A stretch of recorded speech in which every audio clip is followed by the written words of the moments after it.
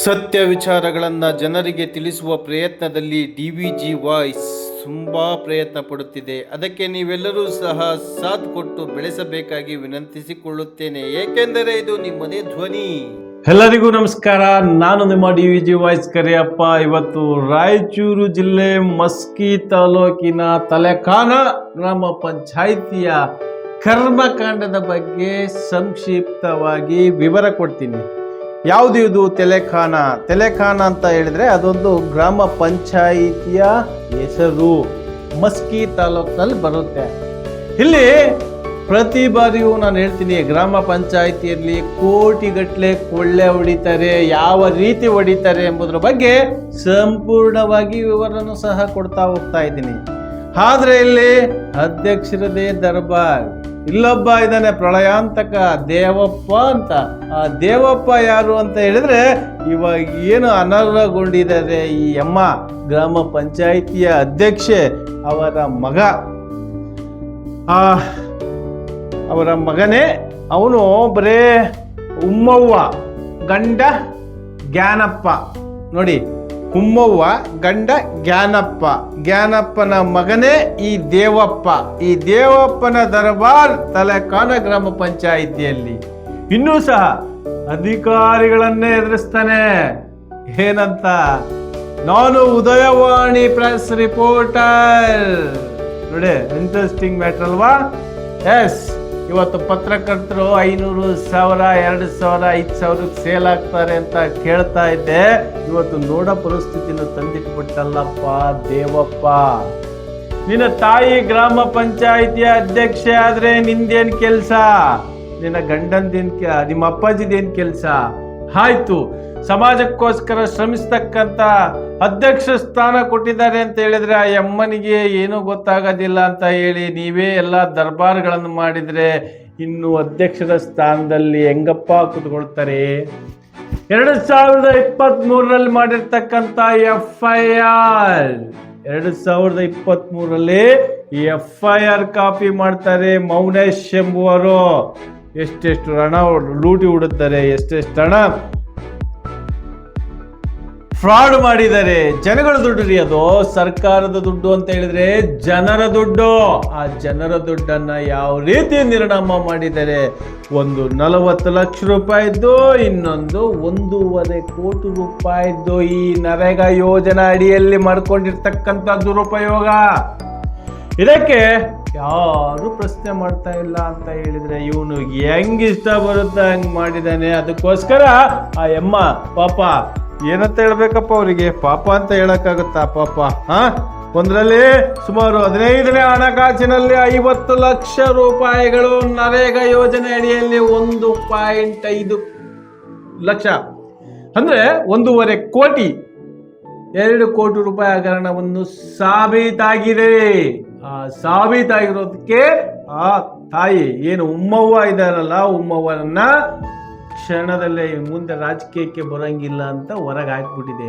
ಈ 2 ಕೋಟಿದೇನ್ ಮತ್ತೆ ಹಗರಣದ ವಿಚಾರವಾಗಿ ದೇವಪ್ಪ ನಿನ್ನ ತಾಯಿಯ ಮಾಡಬೇಕಾಗಿರ್ತಕ್ಕಂಥ ಕೆಲಸವನ್ನ ನೀವೇ ಮಾಡ್ತಾ ಇದ್ದೀರಲ್ಲಪ್ಪ. ಎಲ್ಲ ಓಕೆ, ಈ ಪ್ರೆಸ್ ರಿಪೋರ್ಟರ್ ಯಾಕೆ? ಆಯ್ತು, ನಿಮ್ಮಮ್ಮನ ಅಧಿಕಾರವನ್ನ ನೀನು ಸ್ವೀಕರಿಸಿಕೊಂಡು ಏನಾದ್ರೂ ಕೆಲಸ ಮಾಡಿದ್ಯಾ? ಅಥವಾ ಅಧ್ಯಕ್ಷರ ಈ ಎಲ್ಲ ಸದಸ್ಯರುಗಳನ್ನು ಇಟ್ಕೊಂಡು ಏನಾದರೂ ಕೆಲಸ ಮಾಡ್ತಾ ಇದೆಯಾ? ಎಲ್ಲ ಸದಸ್ಯರುಗಳನ್ನು ಎದುರಿಸಿಕೊಂಡು ನಾನೊಬ್ಬ ಪ್ರೆಸ್ ರಿಪೋರ್ಟರ್ ಅಂತ ಹೇಳಿ ಪಂಚಾಯಿತಿಯಲ್ಲಿ ಲೂಟಿ ಹೊಡಿತಾ ಇರ್ತಕ್ಕಂಥ ಲೂಟಿಕೋರ ನೀನು ದೇವಪ್ಪ. ಈಗಾಗಲೇ ಎಲ್ಲ ಸಾಬೀತಾಗಿದೆಯಲ್ಲಪ್ಪ. ನಾಚಿಕೆ ಆಗೋದಿಲ್ವ ನಿನಗೆ? ಒಬ್ಬ ಪತ್ರಕರ್ತರ ಹೆಸರು ಹೇಳ್ಕೊಂಡು ಲೂಟಿ ಮಾಡಲಿಕ್ಕೆ ಮಾಡಬೇಕು. ನಿನಗೆ ಯಾವ ರೀತಿ ಬರುತ್ತಾ ಆ ರೀತಿ. ಅಲ್ಲಿ ಏನು ನರೇಗಾದ ಬರ್ತವೆ, ಬೇರೆ ಯಾರು ಮೆಂಬರ್ಗಳು ಮಾಡಂಗಿಲ್ಲಲ್ಲ, ನೀನೇ ಮಾಡ್ಬೇಕೆಲ್ಲ ಕೆಲ್ಸನ. ನೋಡಿ, ಸಂಬಂಧ ಇಲ್ದಿರ್ತಕ್ಕಂಥ ವ್ಯಕ್ತಿ MGNREGA ಅಡಿಯಲ್ಲಿ 22 ಪ್ರಕರಣದಲ್ಲಿ ನಿಯಮವಾಗಿರುವ ಹಣಕಾಸಿನ ಆರೋಪ ಮತ್ತು 15ನೇ ಹಣಕಾಸಿನ ಯೋಜನೆಯಡಿ ನಿರ್ಮಿಸಿದ ಕಾಮಗಾರಿಗಳ ಸರ್ಕಾರದ ಮಾರ್ಗಸೂಚಿ ಹಾಗೂ ನಿಯಮಗಳನ್ನು ಪಾಲಿಸದೆ ದುರ್ಬಳಕೆ ಸಂಬಂಧಪಟ್ಟ ಅಧಿಕಾರಿಗಳು ಸಮಗ್ರ ತನಿಖೆ ನಡೆಸಿದ ಸಂದರ್ಭದಲ್ಲಿ ಈ ದುರ್ಬಳಕೆ ಮಾಡಿರ್ತಕ್ಕಂಥ ವ್ಯಕ್ತಿ ಆರೋಪ ಮಾಡಿದ ಹಿನ್ನೆಲೆಯಲ್ಲಿ ತನಿಖೆ ನಡೆದಿದೆ. 2023ರಿಂದ ಇಲ್ಲಿಯವರೆಗೂ ತನಿಖೆ ನಡೆದಿದೆ. ಈಗ ಅವ್ರು ಮಾಡಿರೋದು ನಿಜ ಅಂತ ಸತ್ಯ ಹೊರಗೆ ಬಂದಿದೆ. ಇನ್ನು ಮುಂದೆ ಏನ್ ಮಾಡಬೇಕು? ಈ ದೇವಪ್ಪ ಪಂಚಾಯಿತಿಯಲ್ಲಿ ಯಾರು PDO ಇದ್ದಾರೆ ಅವರೆಲ್ಲರೂ ಬೆಳಕಿಗೆ ಬರಬೇಕಾಗುತ್ತೆ. ಸರ್ಕಾರ ಗ್ರಾಮ ಪಂಚಾಯಿತಿ ಅಂತ ಇಟ್ಟಿರುವುದು ಆ ಗ್ರಾಮದಲ್ಲಿರುವ ಕಡು ಬಡವರಿಗೆ ಸಹಾಯ ಆಗ್ಲಿ ಅಂತ. ಇದ್ದಂಥವ್ರು ಲೂಟಿ ಹೊಡ್ಕೊಂಡು ಕುತ್ಕೊಂಡು ತಿನ್ಕೊಂಡು ಮಜಾ ಮಾಡ್ಕೊಂಡು ಇರ್ಲಿ ಅಂತ ಅಲ್ಲ. ದೇವಪ್ಪ ಸರ್ಕಾರ ಕರ್ನಾಟಕ ಗ್ರಾಮ ಸ್ವರಾಜ್ ಮತ್ತು ಗ್ರಾಮ ಪಂಚಾಯಿತಿ ರಾಜ್ ಅಧಿನಿಯಮ 1993ರ ಪ್ರಕಾರ 43A ಮತ್ತು 48(4) ಅನ್ವಯ ಗ್ರಾಮ ಪಂಚಾಯಿತಿ ಸದಸ್ಯತ್ವದಿಂದ ತೆಗೆದುಹಾಕಿ ಮತ್ತು 43(A)(2) ಅನ್ವಯ ಮುಂದಿನ 6 ವರ್ಷಗಳ ಅವಧಿಯವರೆಗೂ ಚುನಾವಣೆಗೆ ನಿಲ್ಲದಂತೆ ಸರ್ಕಾರ ಆದೇಶ ಮಾಡಿದೆ.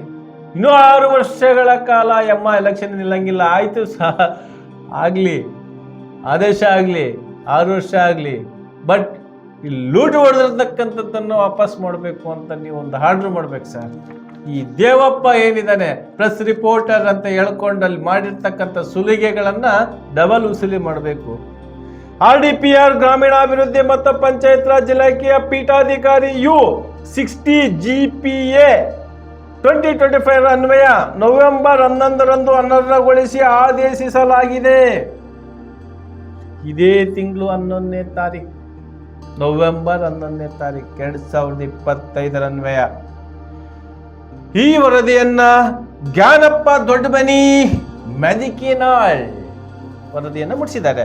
ಬಟ್ ಇಲ್ಲಿ ಒಂದು ಗ್ರಾಮ ಪಂಚಾಯಿತಿಯಲ್ಲಿ ಇರ್ತಕ್ಕಂಥ ಅಧ್ಯಕ್ಷರುಗಳ ಅರ್ಥ ಮಾಡ್ಕೋಬೇಕಾಗಿರ್ತಕ್ಕಂಥದ್ದು ಏನಪ್ಪ ಅಂತ ಹೇಳಿದ್ರೆ, ಪಂಚಾಯಿತಿ ಹಣವನ್ನ ದುರುಪಯೋಗ ಪಡಿಸ್ಕೊಂಡಿರ್ತಕ್ಕಂಥ ಪ್ರತಿಯೊಬ್ಬರನ್ನ ಅದೇ 6 ವರ್ಷಗಳ ಕಾಲ ಜೈಲಲ್ಲಿ ಇಡಬೇಕು, ನಾನ್ ಬೇಲೆಬಲ್ ಆಗಿ. ಇದು ನಾನು ಕೊಡ್ತಾ ಇರ್ತಕ್ಕಂಥ ಈ ನ್ಯೂಸ್ ನಿಮ್ಮೆಲ್ಲರಿಗೂ ಇಷ್ಟ ಆಗಿದ್ರೆ ಲೈಕ್ ಮಾಡಿ, ಶೇರ್ ಮಾಡಿ, ಕಾಮೆಂಟ್ ಮಾಡಿ. ಮತ್ತೊಮ್ಮೆ ನಿಮ್ಮೂರಿನಲ್ಲಿ ಯಾವುದಾದ್ರೂ ಭ್ರಷ್ಟಾಚಾರ ಆದರೆ ನನ್ನ ಈ ಕೆಳಗಿನ ವಾಟ್ಸಪ್ ನಂಬರ್ಗೆ ಕರೆ ಮಾಡಿ, ವಾಟ್ಸಪ್ ಮೂಲಕನೇ ದಾಖಲಾತಿಗಳನ್ನು ಕಳುಹಿಸಿಕೊಡಿ. ಹೆಚ್ಚಿಗೆ ಸಮಸ್ಯೆ ಇದ್ದರೆ ನೇರವಾಗಿ ಬಂದು ಕಚೇರಿಯಲ್ಲಿ ಭೇಟಿ ಮಾಡಿ. ನಮಸ್ಕಾರ. ಇದು ನಿಮ್ಮದೇ ಧ್ವನಿ. ನೋಡಿ ಕರ್ಮಕಾಂಡಗಳ ಬಗ್ಗೆ ಸಂಪೂರ್ಣ ವಿಡಿಯೋವನ್ನು. ಬಟ್ ಇಲ್ಲಿ ತಿಳ್ಕೊಬೇಕಾದ್ರೆ ಒಂದೇ, ಸರ್ಕಾರ ಅಂದರೆ ಏನು, ಸರ್ಕಾರದ ಅನುದಾನವನ್ನು ಯಾವುದಕ್ಕೆ ಬಳಸ್ಕೋಬೇಕು, ಸರ್ಕಾರದ ಮಾರ್ಗಸೂಚಿ ಏನಿರುತ್ತೆ ಅಂತ ತಿಳುವಳಿಕೆ ಇಲ್ಲದ ವ್ಯಕ್ತಿಗಳ ರೀತಿ ವರ್ತನೆ ಮಾಡುತ್ತಿರುವ ಇಂಥ ಅಧಿಕಾರಿಗಳಿಗೆ ಯಾವ ರೀತಿ ಶಿಕ್ಷೆ ಕೊಡಬೇಕು ನೀವೇ ಹೇಳಿ, ನೀವೇ ಮಾಡಿ. ನಮಸ್ಕಾರ. ಇದು ನಿಮ್ಮ TVG ವಾಯ್ಸ್.